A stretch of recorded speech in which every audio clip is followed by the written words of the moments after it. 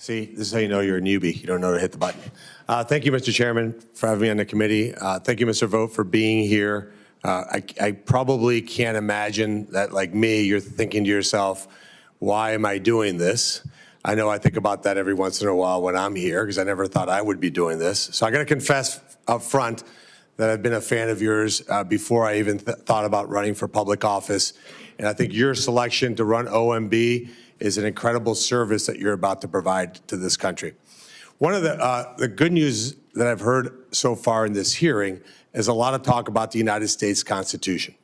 As you know, when we talked, I wasn't born in this country. I came here as a young kid. I had a tough mom who made me study for the citizenship test. She made me read all 88 Federalist Papers as a teenager, and not fun to read today, let alone when you're in your teens. I studied the Constitution up and down, so I have a question for you, because you're more the expert than I am. Where in the United States Constitution does the bureaucracy stand in terms of power versus the president? Senator, it's a great question, and thanks for the kind words. The Constitution envisions that the bureaucracy would work for the President of the United States in Article 2. So now I come from the private sector where I ran companies with thousands of employees.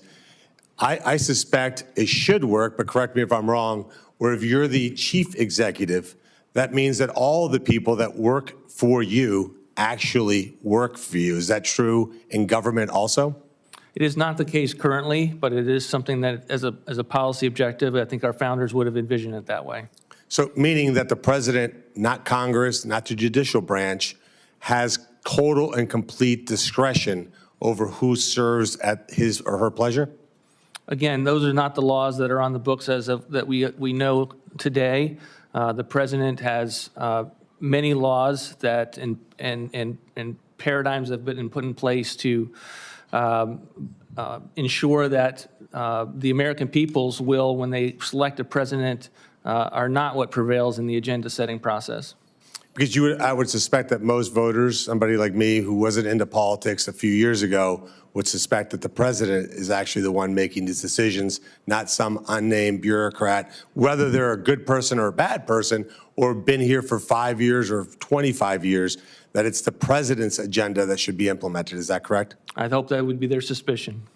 And when you look at the separation of powers, which is a fascinating conversation among the 88 Federalist Papers, they were really concerned about the decentralization of power. There's a lot of conversation about what Congress does, what the president does, and what, of course, the judiciary does. In your point of view, is it the president's ability to unilaterally terminate student debt, for example? No, sir. But it seems like the prior administration did that. It went to the judicial branch. They found it to be unconstitutional, and yet President Biden continued to forgive student debt. What would be your point of view on that? Again, we believe that that was not the right course of action, that the president did not have that authority, and I think an example of the Biden administration's unwillingness to follow the law. Now, did you find a lot of outrage about that from those who are now asking you the same question about a potential Trump administration? Meaning, like if you were somebody who was introducing legislation here in this body to forgive student debt, not something I think we should be doing. I don't think we should be forgiving anybody's debt.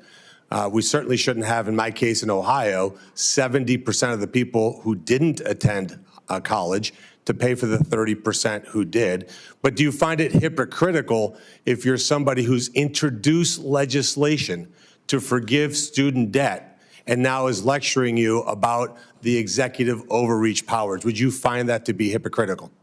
I note that I did not find any outrage on the Democratic side with regard to President Biden's actions on that, and I'll just leave it at that.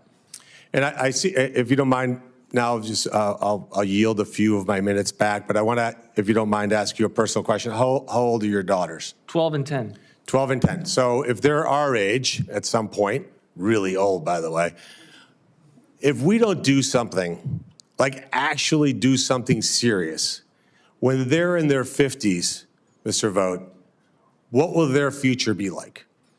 Less freedom, less opportunity. I mean, the extent to which we don't tackle our fiscal situation means that the amount of burden that's going to inevitably come from higher taxes that's going to inevitably put on their backs with regard to debt and what they're inheriting is not what we were given. And we were given a better shot. And I think that's one of the things that keeps me up at night is the extent to which we haven't seen progress in the area of dealing with our fiscal situation.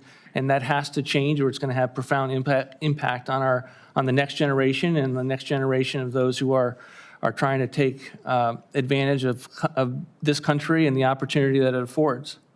And if I could just ask you one last personal question.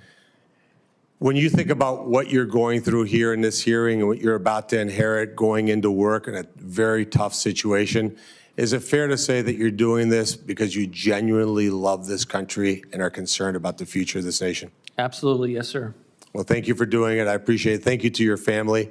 It is an absolute sign of patriotism for you to be here. Look forward to having you and every single one of President Trump's overqualified nominees to have this body confirmed so that we can get to work to put this country back on track. Thank you, Mr. Chairman.